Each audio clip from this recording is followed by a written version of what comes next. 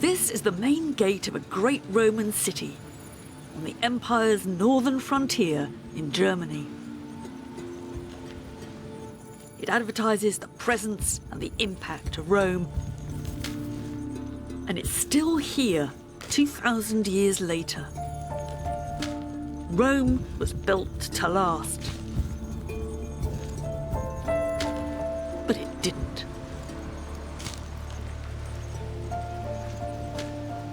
One of the biggest puzzles about the Roman Empire has always been what caused its decline and fall. Historians have been debating that one since the 5th century AD, and we still haven't agreed an answer. There are all kinds of theories, from the sensible to the silly. Was it the invasion of barbarian hordes? Or was it galloping inflation? Was it corruption, public and private, too much sex? Or maybe too little sex? Or was it the lead in the water pipes, gradually sending them all mad? Happily, this isn't a multiple choice test. And one thing's for sure, it's all intriguingly complicated. So bear with me.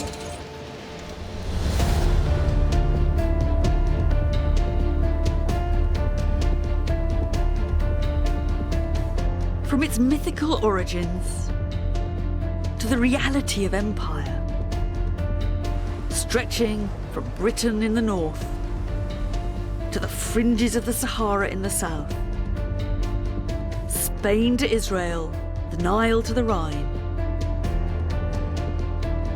The Roman world was more culturally diverse, productive and connected than anything that had gone before. We tend to joke when we say all roads lead to Rome, but actually they did. It seemed like Rome had discovered the art of imperial longevity, thriving not only by exploitation, but by creating citizens. And at the very top of the pile was the emperor. We'll probably have to kiss his feet. But the Roman Empire was more vulnerable than it looked. There was conflict and there was resistance, both from the outside and within. This was Romans attacking Romans. So why did the Roman Empire come to an end? Or did it?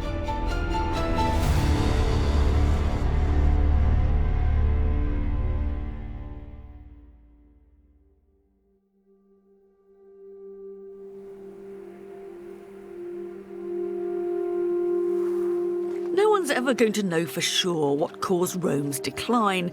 It's not the kind of question that you can ever answer once and for all. But I'm going to unpick a story that makes sense to me. And I'm starting at one of the most recognisable and puzzling monuments in the Roman world.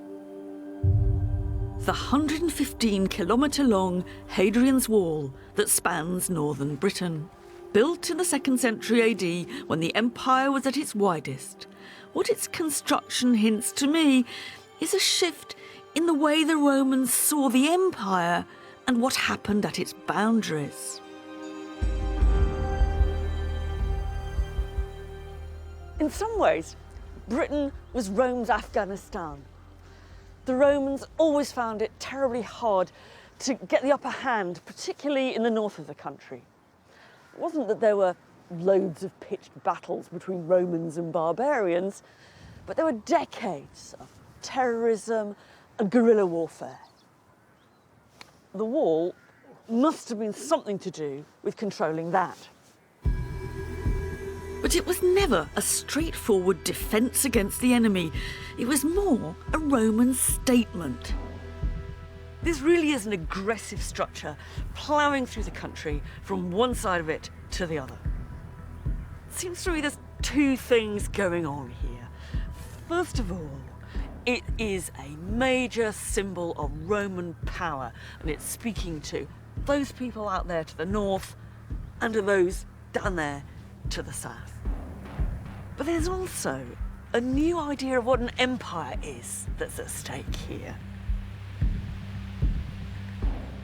They're starting to say the empire has an edge, it has a boundary.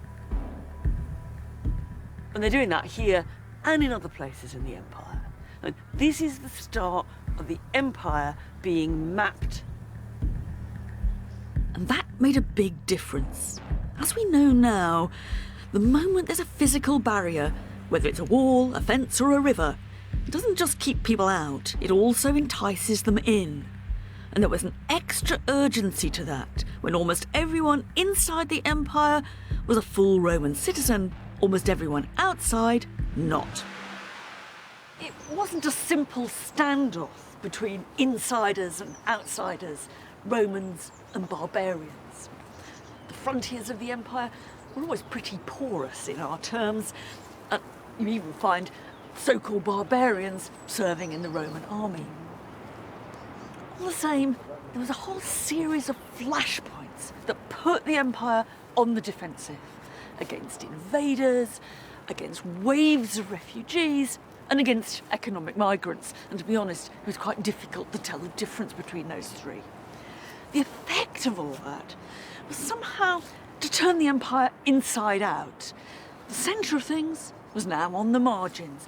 That's where more and more Roman cash was spent, it's where more and more Roman resources were eaten up, and it's where the decisions that really mattered were taken. In a way, the Romans on the frontiers, the soldiers and the generals became the key power brokers. The change was dramatic. In the 3rd century AD, emperors were usually raised to power by the legions, with little or no reference to the authorities in Rome itself, and they didn't last long either. Most of them barely had time to issue some coins and put up some statues before they were gone, often assassinated by the supporters of the next guy on the throne. One of this lot was Elagabalus, parachuted onto the throne by his granny and an army legion. If you believe the stories, he was a nasty piece of work, making Nero or Caligula look like pussycats. Bellissima. He was particularly well known for his flamboyant banquets. A meal with him was an experience to die for, and sometimes literally. The food was about as far out as you could get. Nightingales' tongues and ostrich brains were particular favourites. But it was artful too. He was particularly keen on colour-coded banquets. All the food in blue or in green. But there were risks. If you were at the bottom of the pecking order, you didn't get real food at all. You just got model food in wood or plaster. And all he could do was look at it. And on one occasion, he showered so many rose petals on his lucky guests that they smothered and didn't get out alive.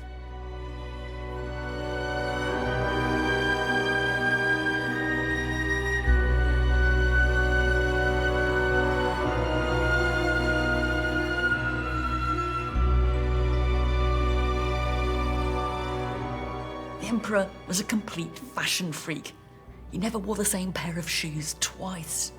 He had his mum in the Senate, and he loved being pulled along in a wheelbarrow by naked ladies.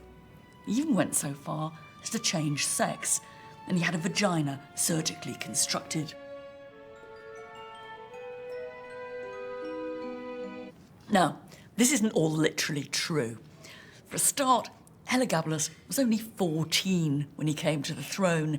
At best, it's a fantasy about what it might be like having a very difficult teenager as emperor. At worst, it's black propaganda, invented after he'd been deposed. But there's a logic to it. It's a fantasy about a system under threat. The idea that the man on the throne was completely bonkers was saying more about the way the system was imploding than about the man or boy himself. But the Romans didn't just sit and watch it all happen.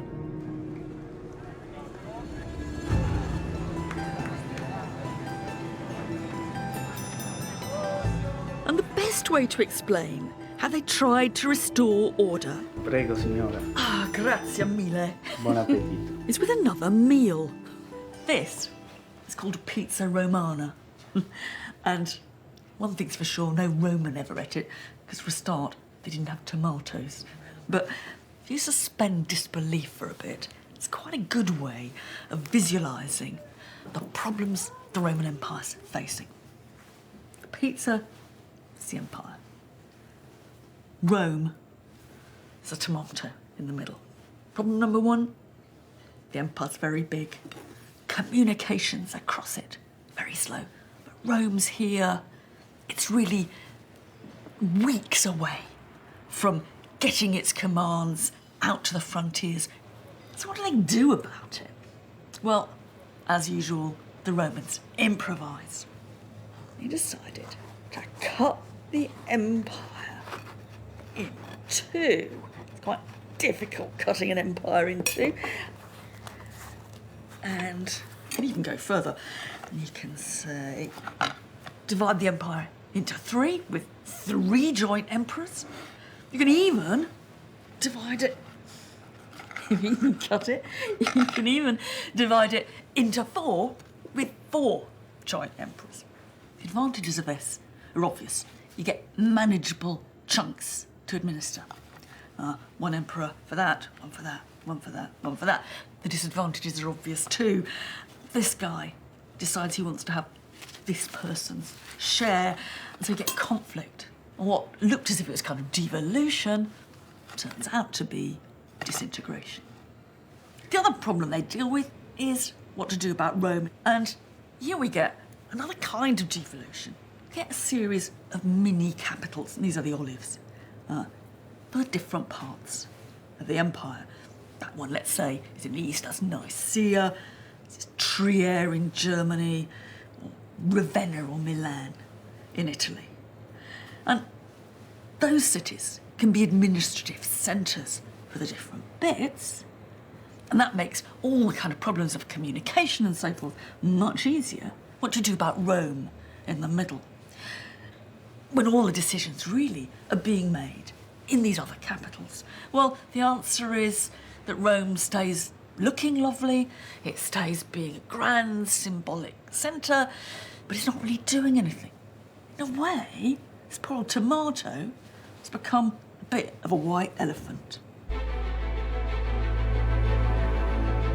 The city of Romulus no longer controls the Roman world. Of course, it remained hugely symbolic, but some emperors ruled their slice of territory without ever even going to Rome. One-man rule, established by the first Emperor Augustus, was for a time devolved to multiple emperors in a divided empire. And this is the grand imperial throne room of the mini-capital at Trier in Germany. It's a building with some powerful messages. It's telling us, for one thing, that Rome was no longer the centre of Roman power. But in its modern reincarnation, there's a clue to an even bigger revolution that was taking place within the empire. It was later converted into a church, and as we'll see, that was no accident.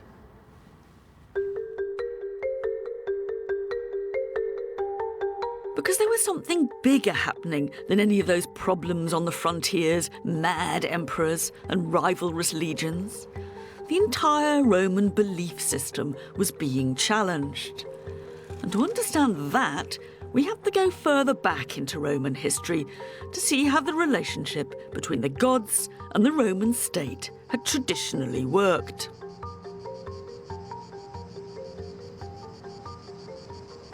This is a Roman temple. You wouldn't come here for services or to be preached at. You wouldn't come to get married or to be part of a congregation. The chances are it'd be locked up most of the year anyway, guarded by some grumpy custodian. But if you did get inside, one thing you certainly would have seen is a statue of the god. That's the basic function of a Roman temple, to house the divine image. And that's what temples were often called in Latin. Ides, houses. And temples were everywhere.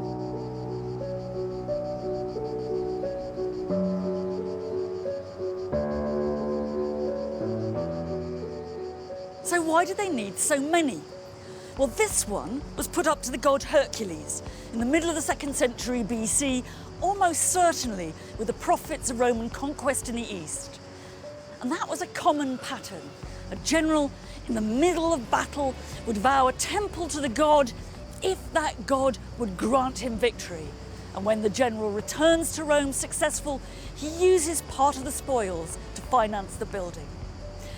In a way, temples are public reminders of the god's support for the Roman state, and they underline the axiom that Rome can only be successful if it keeps the gods on its side. And gods is, of course, plural. It might seem obvious, but there were loads of them. And to us, the interaction between them and the Romans can look a bit contractual, even mechanistic. The Romans didn't believe in their gods. They didn't have internal faith in our sense. They simply took it for granted that the gods existed and would help them out so long as they fulfilled their side of the bargain by erecting temples or, above all, by sacrificing to them, usually animals, whether bulls, pigs or sheep. And we can glimpse how important that was in this once splendid sculpture, now a bit stranded in a Roman backstreet.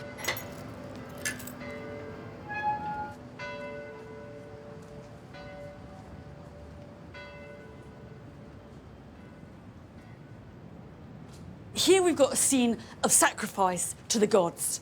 On the lower panel, there's a bull actually being slaughtered. And above, the emperor is pouring some kind of libation onto an altar. You can find hundreds of scenes like this across the Roman Empire. And the point they're making is that one of the functions of the emperor was to manage the relationship between humans and the gods. Religion and politics were bound up together.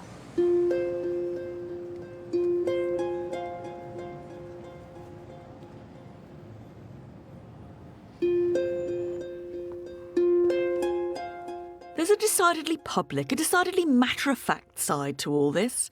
But that doesn't mean the gods didn't also have a personal impact. On the contrary, they permeated the lives of the Romans. It was a world full of gods. This collection of miniature gods and goddesses takes us right into the world of personal religion. These are private objects. There were thousands of them across the Roman Empire, in people's pockets, on their mantelpieces at home, in temples and in shrines. They're kind of like everything from fridge magnets to objects of devotion, all rolled into one. This was an incredibly complicated religious world. We're not dealing here with 12 gods and goddesses sitting up on Mount Olympus, each with their own job to do. Venus, the goddess of love, Mars, the god of war. That's what I learned at school, but it's very misleading. This is much more a question of a whole range of different divine powers which control the world in different ways and help us make sense of it.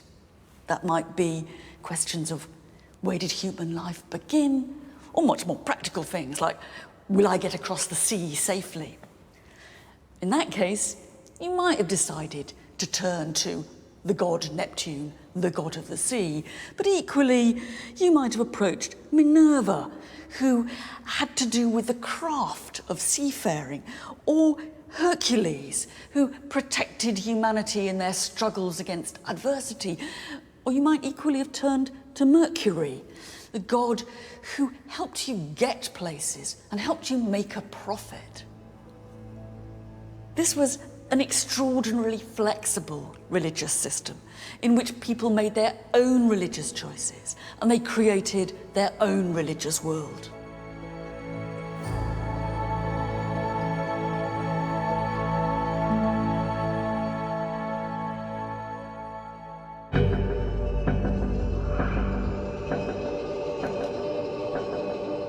Religion was fundamental for the success of the empire, and the Romans made sure their gratitude was on full display. But the growth of the empire brought new and different gods into Rome. Just as the Romans incorporated new citizens from new conquered territories, they incorporated divine citizens too. One of these new religions, thought to originate in what is now Iran, didn't have grand temples, at least not above ground.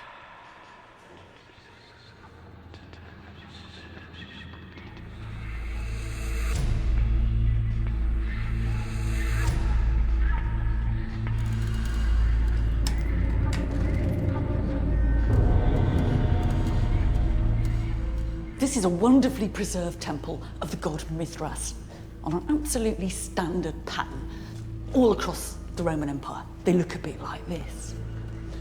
It's dark, enclosed, and it was almost as hidden away then as it is now. It's actually all been done a bit on the cheap. This marble floor looks impressive enough, but it's obviously come from a Roman skip. And up here,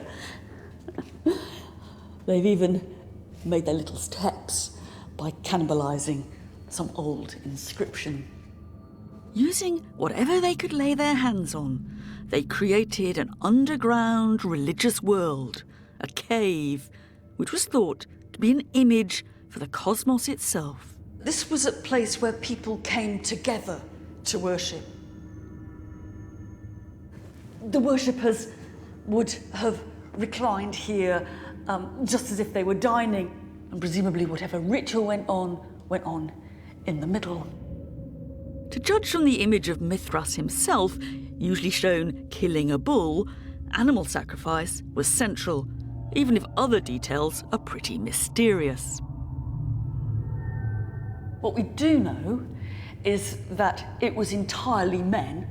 This was about the most blokish religion in the Roman Empire, which is saying something. It was also a religion of initiation. You went through a series of stages or grades of initiation and getting closer all the time to a vision of the divine truth.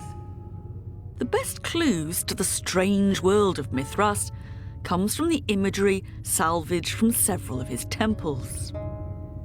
You've got Mithras himself plunging his dagger into the side of the sacrificial bull, and he's wearing a very distinctively shaped Persian hat, signalling that he comes from the margins or outside of the Roman world. And there's something, I think, about the exoticism of all this, which must have been part of its attraction.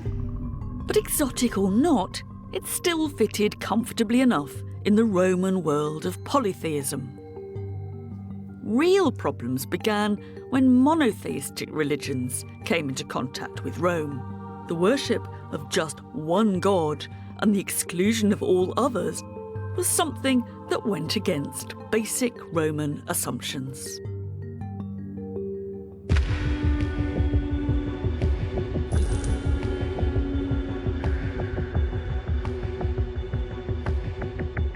Judea was made a province of the empire in 6 AD. People here had their own way of life and a distinctive relationship to one god. So when the Romans took over with a very different set of assumptions, a clash was almost inevitable. A mixture of politics, local infighting, and religious conflict ended when the Romans destroyed the temple in Jerusalem. And that triggered a 6-year-long full-scale Jewish revolt. יומם השמש לא יככה, וירח בלילה.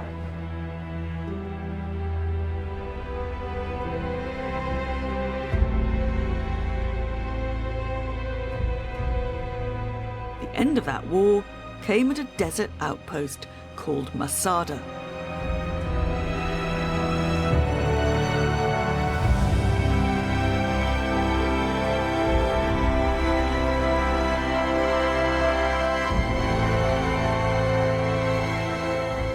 In this remote spot, King Herod one of Rome's earlier allies or collaborators in Judea, had built an extravagant palace where he could dine and bathe in true Roman style. You would be disappointed to know that the place is now famous for much bloodier reasons. The final showdown between the Jews and the Romans happened hours away from Jerusalem, here in the middle of the desert. There was a breakaway group of about 1,000 Jewish extremists. They were terrorists in the eyes of some Jews, as well as the Romans. And they'd seized Esada, and they were holding out there years after the temple in Jerusalem had fallen.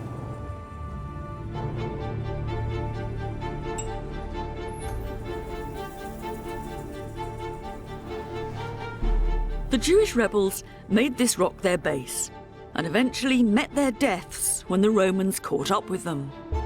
To understand what happened next, I'm meeting historian Greg Wolfe in the ruins of the old palace. These forts look very impressive laid out as they are below. But at the time they were built, Jerusalem had fallen, the temple was destroyed, there's no opposition anywhere else. There was still a small group of people holding out up here for years. They're almost forgotten until a Roman governor decides he really ought to sort it out. And he sends the legions here. And so this is what we see here. It's a trace of a cleaning up operation. You can still make out where the forts and the siege wall are. And at a weak point in the cliffs, a ramp was built for a battering ram, and the Romans broke through the rebels' defences. One Jewish rebel, turned traitor, then Roman historian, recorded what happened next, although his version of events has long been disputed. We have this extraordinary story told by a very, very unreliable source who says that when the Romans got up here, when they built their ramp, their siege ramp, they came in, what they found was no living person.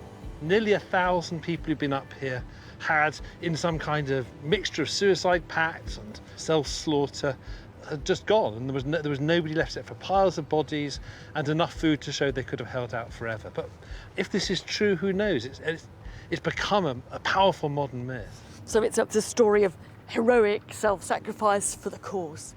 Self-sacrifice and no surrender, and that's what Masada means now, no surrender. Only a handful of bodies have ever been found here, and who they were is unclear. But the story of rebels who preferred suicide to enslavement lives on, and Masada remains a symbol of Jewish resistance. The conflict behind all this is often framed in religious terms, but the truth is more complex. You'd expect some kind of clash, wouldn't you? Because you've got a culture in Judaism which insists that there's only one God, dealing with a Roman imperial power that insists there's lots of gods. I mean, that appears irreconcilable. Yes, although there are things about what the Jews do that looks very familiar to a Roman eye. They perform animal sacrifice, they have a huge temple at the centre, and perhaps most of all, it's a religion grounded in one ritual landscape, one sense of place. It's a religion of somewhere.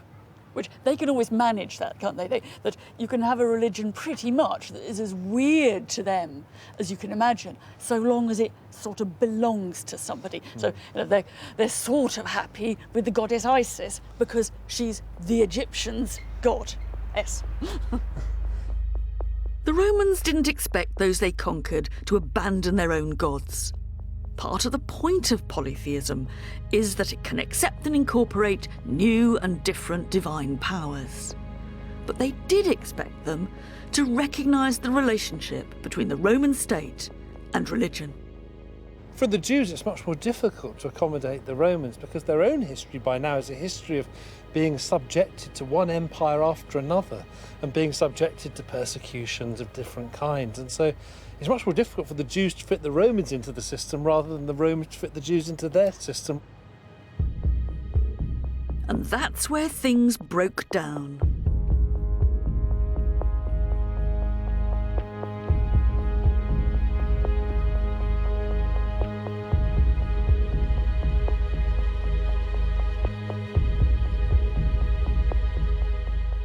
Over the next 200 years, there were more bloody chapters in the history of Jews and Romans. But to see it from the Roman point of view, what's just as remarkable is how far they managed to accommodate Judaism within the empire. They used taxation as a means of control. Roman emperors received delegations and complaints from Jewish communities. Individual Jews progressed high up in the Roman administration. And in many ways, Judea was a prosperous little Roman province. But for one offshoot of Judaism, and that's Christianity, it was to be a very different story. In the turmoil of conflict between Rome and Judea, one Jewish rabbi had developed new ideas. His name was Jesus. The sayings of Jesus, as they were called, were only written down later, but it's clear enough that for the Jews, he was preaching blasphemy. And at the beginning, at least, for the Romans, he was just another troublemaker. However exactly the story went, he was arrested, put to trial, and sentenced to death, Roman style, by crucifixion. The Romans must have thought, problem solved. But it was only the start. It was near here that Jesus came to be crucified, probably on some charge of civil disobedience. It's very hard to know exactly what was going on because the story has been rewritten and reinterpreted and embroidered ever since. But we can be fairly certain that the real Jesus was the leader of some small Jewish splinter group, and that in the decades after his crucifixion, he was almost reinvented as the founding symbol of a new religion which attracted followers more widely across the empire. There weren't, to start with, actually all that many of them, and they believed a variety of different things which we wouldn't recognise now as Christian. But at the core of it all, there was a new ideology that was challenging from within the empire itself old Roman certainties about how the world worked.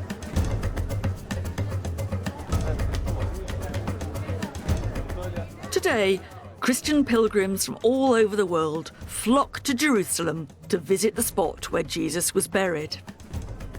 In the appropriately named Church of the Holy Sepulchre.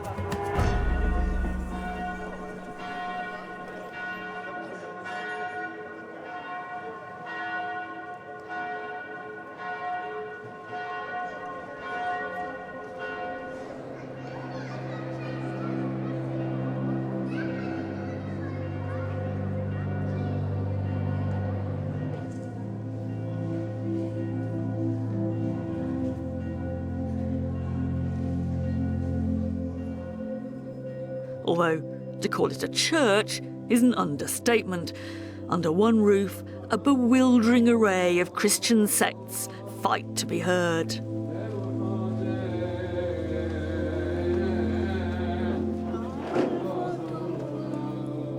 وليغفر الثالث القدوس خطاياكم ولا تنزل لأذكم نيح أمواتكم.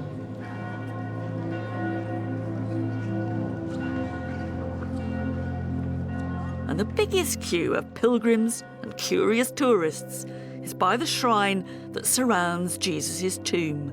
This is the holiest site in Christendom.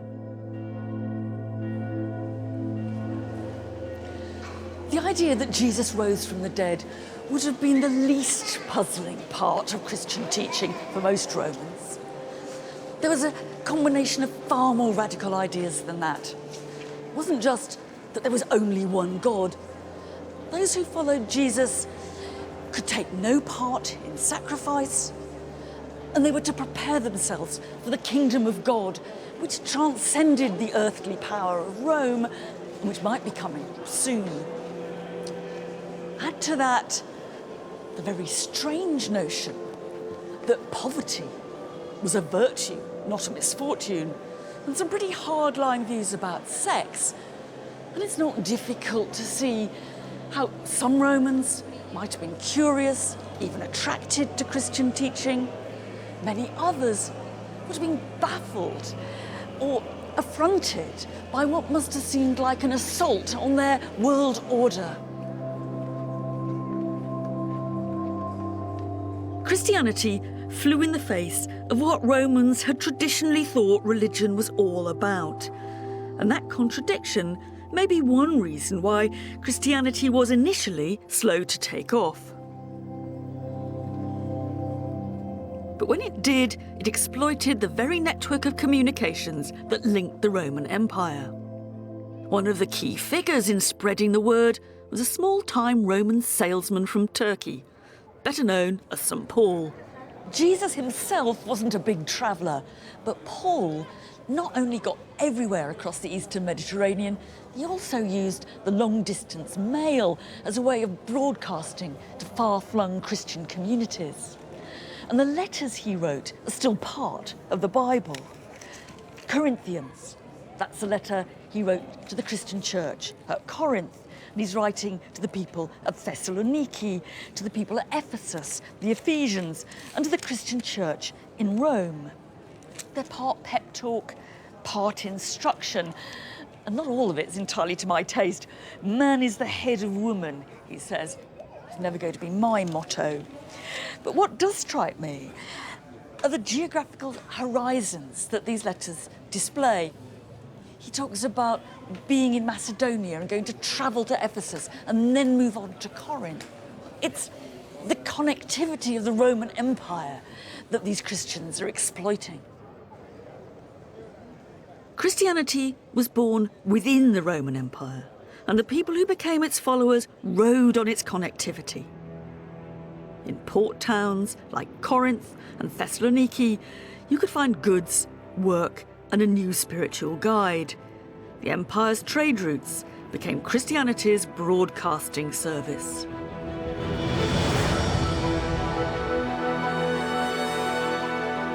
"200 years after Jesus' crucifixion, there were small groups calling themselves Christian across the empire and in Rome itself. Though there were not many in total, perhaps 200,000 out of an empire of 50 million, and there were very different shades of Christian too. This is a tombstone that really parades its Christianity. And the key word is this, written in Greek. It's ichthus, which means fish. It's not just a fish, because the letters of that word are also the first letters of a famous Christian slogan reading, Jesus Christ, the Son of God, our Saviour. Now, why they used that slogan, it's not absolutely clear. They might have been wanting a bit of secrecy. But if so, ichthus isn't a terribly clever disguise. It's much more likely that this is an attempt to represent God and to wonder how God should be represented. They're thinking about encoding God in language and in visual symbol. But there's more to this, and there's more gods in this tombstone. Up here, these two letters, DM, stand for Dis Manibus, to the gods of the departed spirits, the absolutely classic traditional pagan gods of the dead. So here we've got both Christianity and paganism on the same stone, and it's a wonderful encapsulation of just that blurry boundary between Christianity and paganism in the first Christian centuries.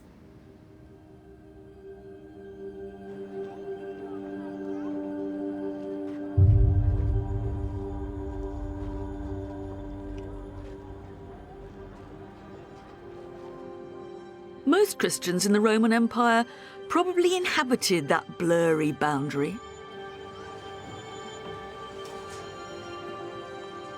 But a few were much more hardline, overachievers, extremists you might almost call them, who came into conflict with Roman authorities and went to their deaths for refusing to sacrifice to the traditional gods.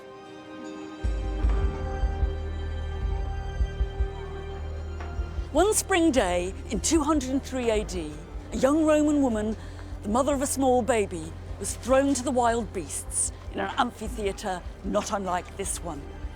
She was taunted, she was whipped and maimed by the animals, but not killed.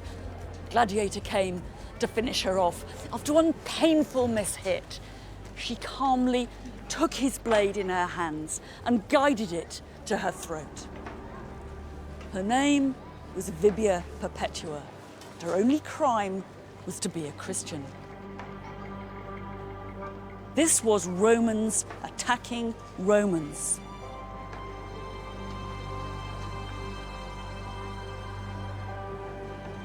We tend to assume that Romans loved the spectacle of Christians thrown to the lions in the amphitheatre, but it really wasn't quite that simple. An amphitheatre was a highly ordered microcosm of Roman society. The spectators sat in a rigid hierarchy according to their social place. You couldn't just choose to shell out for a good seat on the front row like you can now. And the victims in the centre, the slaves and the condemned criminals, were by definition outsiders. They were never intended to be young Roman mothers like Perpetua, one of their own.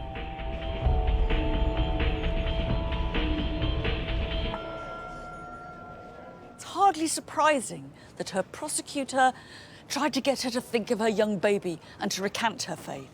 And it's hardly surprising that the crowd, as they watched Perpetua die, both jeered and shuddered. Perpetua's story of pious resistance and brutal execution has become part of the Christian narrative of good against evil, where many non-Christians must have seen stubborn, self-willed self-destruction. Christians saw in martyrdom a powerful advertisement for their faith.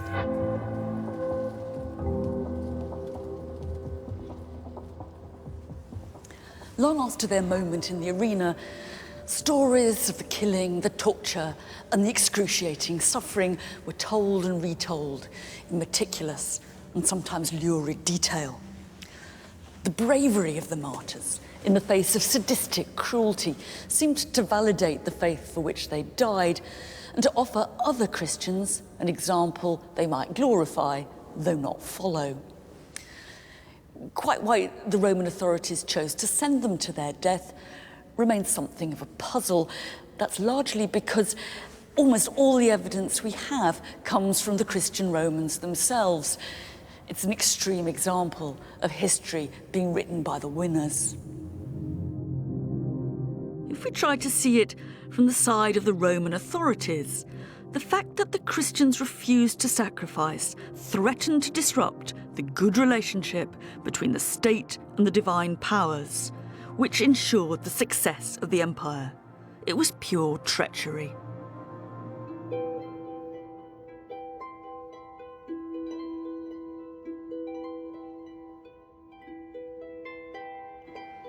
In the middle of the 3rd century, less than 50 years after Perpetua's death, one emperor decided to bring things back into line and to restore order with a piece of paper.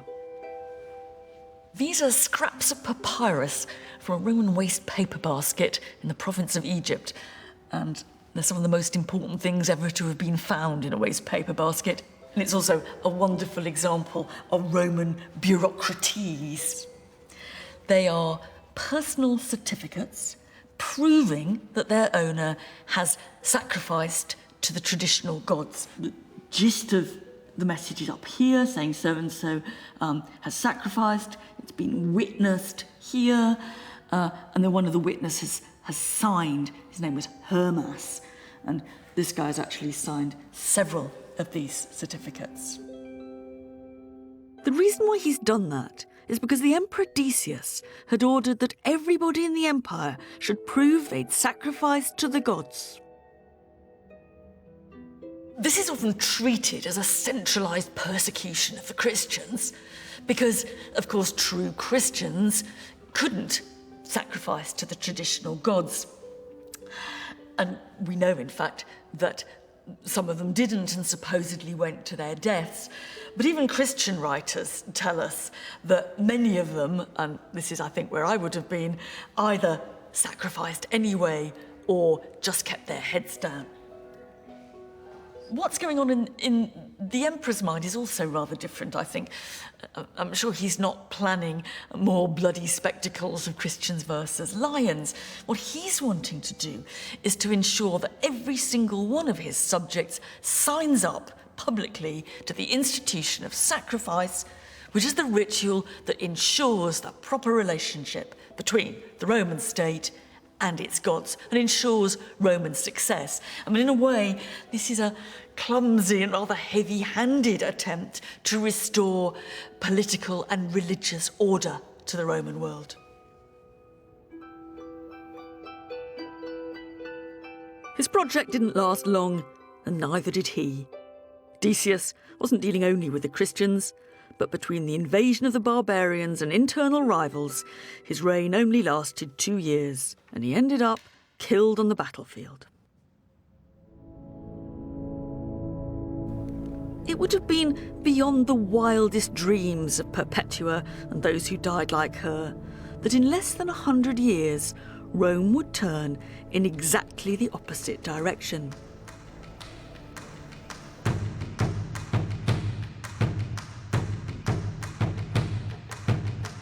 After a century of chaos, one emperor made a pact with the very religion that looked as if it was undermining the empire. His name was Constantine, and eventually he became once more the sole emperor and aligned his power with that of the sole god. The Christian god, that is. These fragments are what's left of a colossal statue of the Emperor Constantine. Can't all have been in marble. It could never have stood up if it was.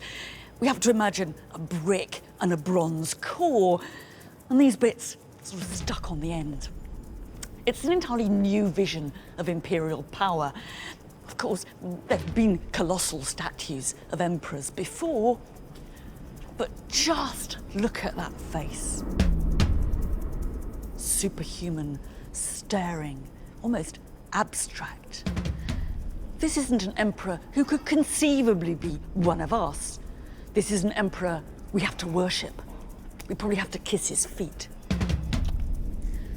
Constantine is a striking mixture of the old and the new.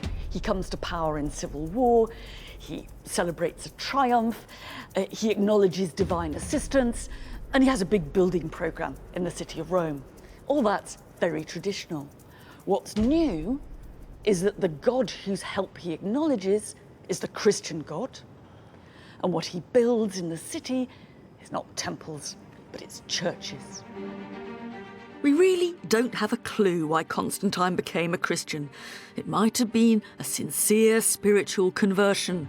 It might have been a calculated decision to back what looked like the winning side. The political logic of this, whatever's going on inside Constantine's head, is that the circle has been squared. The universal empire, instead of fighting the universal church, has done a deal with it. From now on, empire and church are going to walk side by side. One way of seeing this is as a revolution. Fundamental aspects of being a Roman have changed. Hierarchy, faith, morality, sex. But in another way, Constantine has reinvented the original model of Roman power around a new god.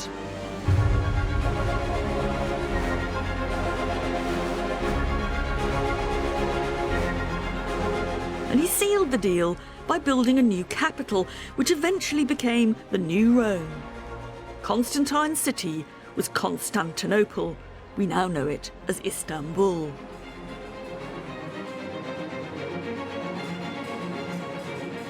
It was here that he ordered his own versions of some of the major buildings of Rome. The site of Constantine's hippodrome, his Circus Maximus, has been preserved, complete with a few of the monuments that he and later emperors placed along its centre. Robin Cormack, my tour guide and husband, knows more than me about the art and culture of the Eastern Empire. I think this is a really impressive monument, and they were really proud of it. The amazing achievement is to get that obelisk from Luxor onto this stand And they were so proud of what they'd done that they have 2 inscriptions saying how difficult it was, and they have the pictures of the putting up of this. You can see the ropes here to winch it up. This is Roman technology as it ever was. At its best. But why did Constantine choose to build his city here? It only happened because he'd won his last battle against his rival Roman emperors, and it's a victory city. He looked around, he chose a city near to where the battle was, the city of Byzantium, and he turned it into a massive, powerful new city named after him, Constantinople. So it shows he is now the single Roman emperor. So did it feel like a specifically Christian city? Did it feel different? No, it looked like a Roman city with all the trappings. And what he did do was bring lots of pagan statues here, so that you've got those in the Hippodrome and elsewhere. So much so that there's the famous saying that this city was built up by denuding all the other cities of the Roman Empire. I mean, it must have been a bit odd to see an emperor who's sponsoring Christianity, decorating his city with pagan gods, great works of art that he's sucked in to decorate it from all the other bits of the empire. Yeah, well, he's a powerful emperor, isn't he? Yeah. This is a display of power. He made this a traditional Roman city with all the features that the biggest city he knew, Rome, had. They didn't call themselves Byzantines, they called themselves Romans, and they're absolutely convinced that they were the Roman Empire. In fact, here in the East, the Christian Roman Empire lasted right up to 1453, when the Ottomans conquered Byzantium. In the West, it was a different story. Rome was still Rome, but it was more a showcase of architecture and culture than the capital of power. But the northern frontiers were more porous than ever. Outsiders pushed in. And even if it was now a hollow symbol, the city of Rome was still a prize. Driven by the Huns, various tribes like the Visigoths, the Ostrogoths and the Vandals moved towards the Western Empire. The legendary sack of Rome didn't happen once, but 3 times. Roman armies were defeated, citizens were killed, and the city itself was looted and pillaged.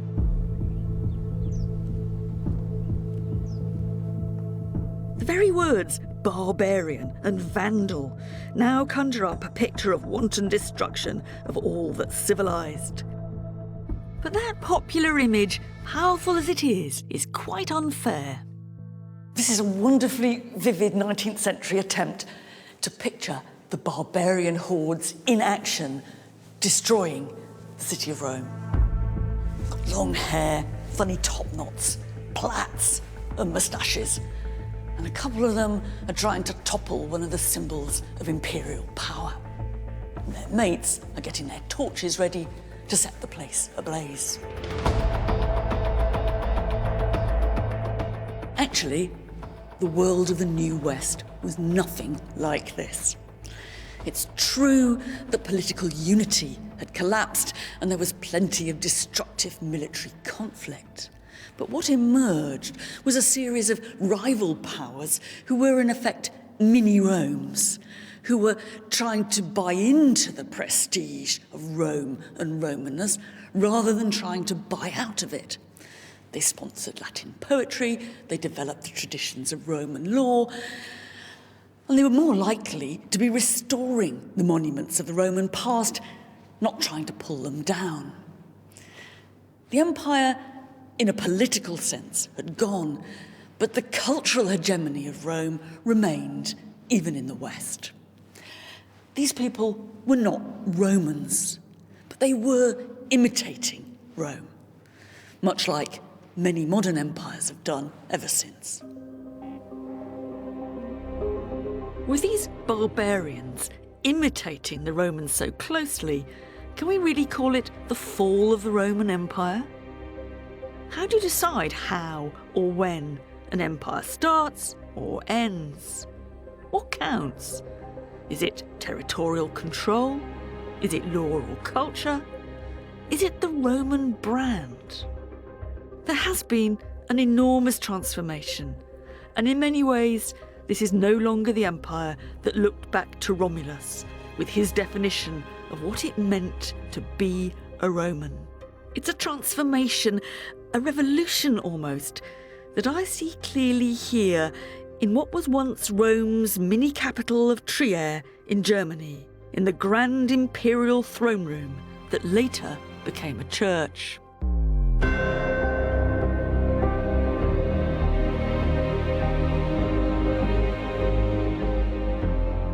The conclusion I come to is that the real heir of the Roman Empire was Christendom. Not an empire of political domination, or not only that, but an empire of the mind. And in its own ambitions at least, still an empire without limit.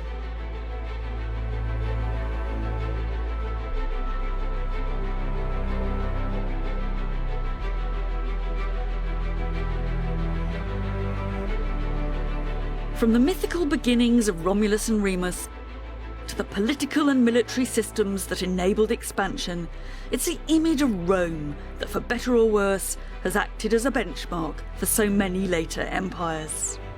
Britain, Russia, America, even Nazi Germany have all tried to recreate what they saw as the glory of ancient Rome. And they haven't avoided some of the same problems, dilemmas, and conflicts of imperial rule. Today in the West, we still wonder where our boundaries lie and what limits should be placed on inclusion. We've inherited the Romans' ambivalence too, questioning whether the ends ever justify the means, the tears alongside the victory parades.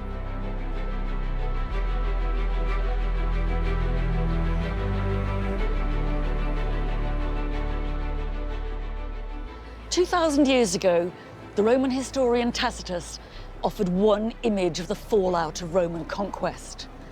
They make a desert, he wrote, and they call it peace.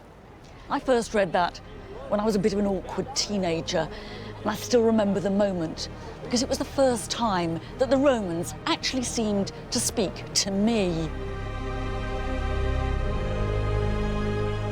It was the brutal clarity of it that was so striking. And I guess that ever since, however much I've admired the Romans, however much I've been repelled by them, they've always held my attention. For me, it's the conversation that we can still have with the Romans that's so important. A conversation that makes us think harder about ourselves and about the ideas and problems that we have in common with them. There's a little bit of the Romans in the head of every one of us. And that's why Rome still matters.